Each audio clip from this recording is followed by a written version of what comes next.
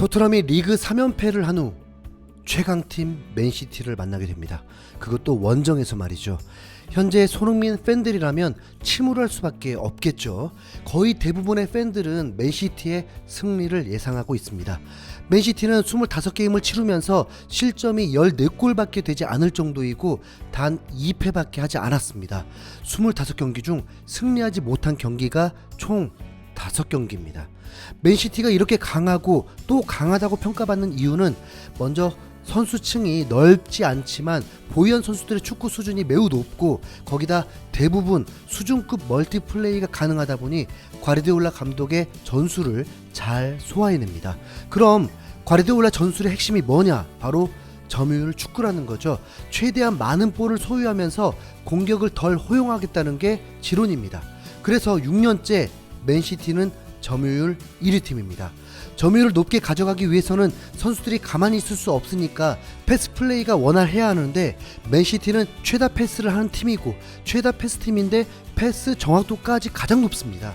그러니까 잘 뺏기지도 않고 볼을 소유하는 시간이 길어지게 되는 것인데 더 큰 장점은 그 점유율이 3선에서 머무르는 것이 아니라 1선에 있는 공격수들도 전방 압박이 강하면서 볼을 탈취하고 공격을 주도해버린다는 것입니다. 살짝 숨이 막힌 팀인 거죠. 반면에 토트넘은 공격을 많이 허용하는 팀입니다. 그래서 최근 토트넘 수준이 상대팀보다 더 높다고 할 수 있지만 결과는 더 많은 공격 허용으로 점유율마저 밀리고 실점을 하고 말았습니다. 공격을 당할 때 수비 조직이 좋으면 위험적인 상황을 맞이하지 않고 커트할 수 있는데 토트넘의 수비가 업앤다운이 심하다 보니 팬들마저 정신을 차리지 못합니다. 또한 미드필더들이 장단점이 명확하다 보니 수비 지원을 잘하는 미드필더는 패스 질이 약하고 패스 질이 좋은 선수는 수비가 약하면서 많이 부족한 이선입니다. 이번 맨시티전은 그래도 수비를 잘 지원하는 미드필더가 토트넘에게 필요하겠죠. 우선 골을 안 먹어야 되잖아요. 그게 좀 가능할 상황이 왔습니다. 올 시즌 토트넘이 할 수 있는 가장 최고의 수비 라인이 갖춰진 상태로 맨시티를 상대하게 됩니다. 과거에는 다이어의 플레이에 암 걸리듯이 방출하라는 말들도 많았지만 콘테 감독 지휘하에 매우 좋은 플레이를 할 뿐만 아니라 콘테 감독의 다이어는 월드 클래스 센터백이 될 수 있다고까지 극찬을 받았습니다. 그런데 진짜 다이어가 빠지니까 진두지휘하는 선수가 없으면서 우왕좌왕 최악의 수비팀이 되었는데 이번 맨시티전에서 다이어도 복귀하면서 로메로, 다이어, 데이비스 완전체가 세워집니다. 아무래도 맨시티는 가장 강한 공격적인 팀이기 때문에 콘테 감독도 수비 후 역습 전술을 택할 확률이 높습니다. 콘테 감독은 이 경기를 앞두고 이번 경기에서는 우리가 상대와의 차이가 있다는 점을 이해해야 한다. 이런 점을 이해하고도 두려움 없이 싸우는 게 중요하다.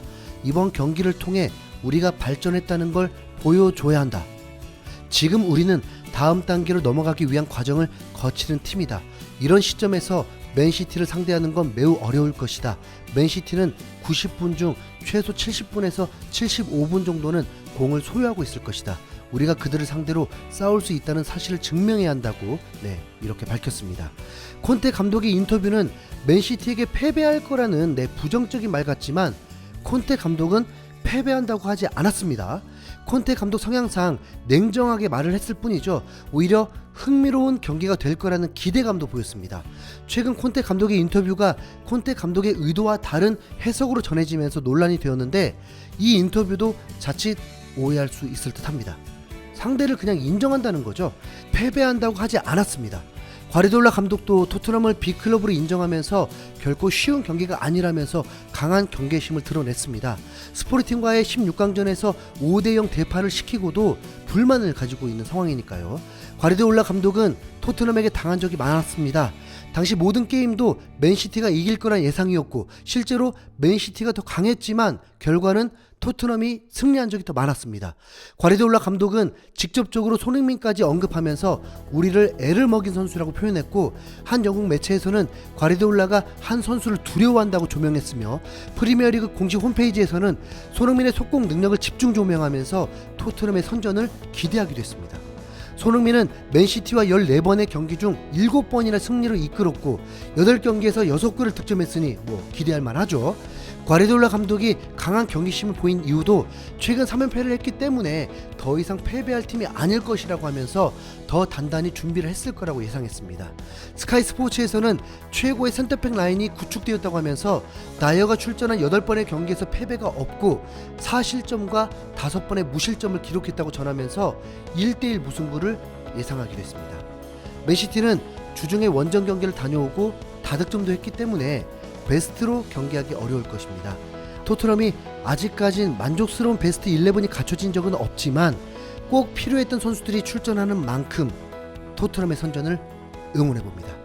맨시티 킬러 손흥민 1 한번 내보자. 이상 흰수염 고래였습니다.